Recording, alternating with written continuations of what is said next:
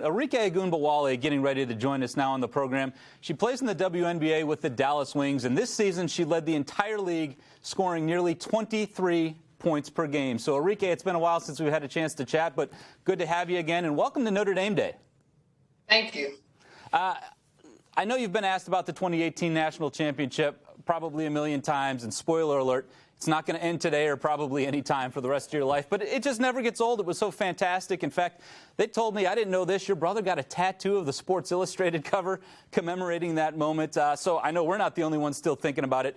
But I've got to ask you, now that you're a few years removed from that championship run and that amazing season, how do you look back on not just the shot, but that whole tournament and that experience?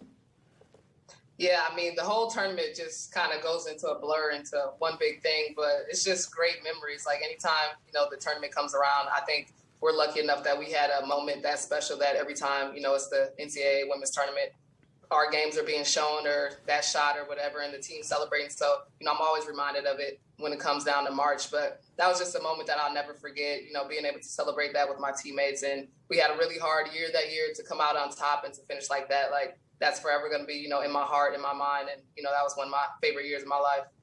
I can imagine. That shot has become really maybe the most iconic moment of the women's basketball tournament. And we've talked about that so many times. I know you've been asked about it ad nauseum, but I'm curious, what are some of the other moments or memories that for you stand out from your 4 years playing at Notre Dame?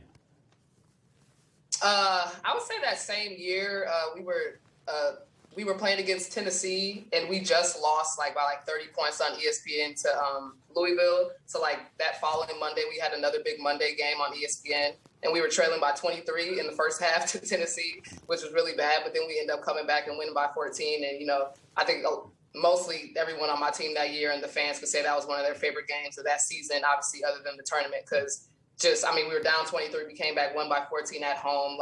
The crowd was crazy, and it was such a, it was a fun game. So I definitely think, other than the tournament, that's my favorite moment in my career. I remember that game. I think it was definitely a turning point of your season, and it's a family program. So I'm not going to ask you what Muffet had to say at halftime of that game because you probably can't repeat it. You wouldn't want to know either. No, I think I have an idea. Let's talk about the WNBA now. You're 2 seasons in with the Dallas Wings after they drafted you 5th overall in 2019. I'm curious, just how are you enjoying your time so far with the Wings, and what's it been like making the transition from college basketball to professional basketball?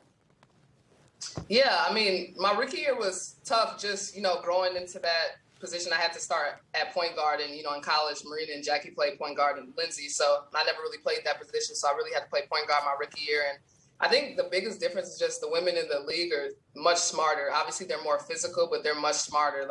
From, the first person on the roster to the last, they know the ins and outs of the game. And I think my rookie year, that was a lot I needed to learn, just more of the mental side, not so much of the basketball side. But it was really fun, being in that position and being able to learn and go through all those obstacles to where in my second year I felt a lot more comfortable. And, it's just been really fun playing, and I'm excited for year 3. I know one of the things you're probably excited about is this next thing I'm going to ask you. All 5 of you and all your 4 teammates from 2019 got drafted very high in that draft.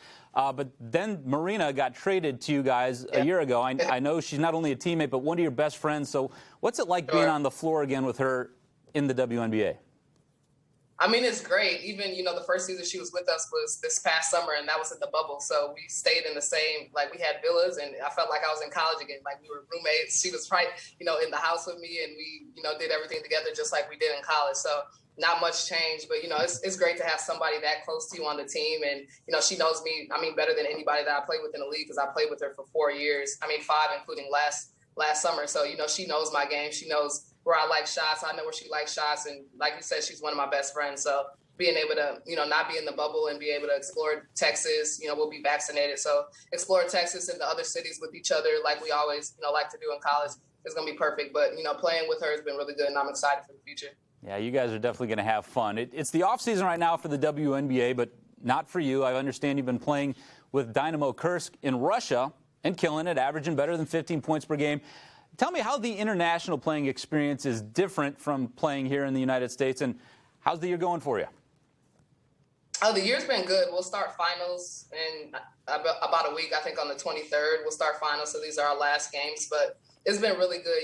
It's a lot different than the WNBA. Just, obviously it's European players compared to American players, but a lot of WNBA players are over here, so you'll be able to see people, every other night, playing around the country. But it's been really fun. It's different, and it's just an experience not a lot of people are able to experience. So I get to go to different countries, different cities in these countries and explore and just live. Like, you're a tourist, but you become one of their people. Like, you live there. I've been here for 6 months or something like that, 7 months. So it's like I live here. Like, I'm a resident of Russia, and it's different, but it's cool. So, being able to go to these different countries and learn different things, eat different foods, like, it's always a blessing. Such a neat experience. I'm glad you get a chance to do that. No question, this has been a challenging year in the world of sports, right? Between the shutdown, the bubble, no fans. I'm curious, what are you most looking forward to as you look forward to the 2021 WNBA season?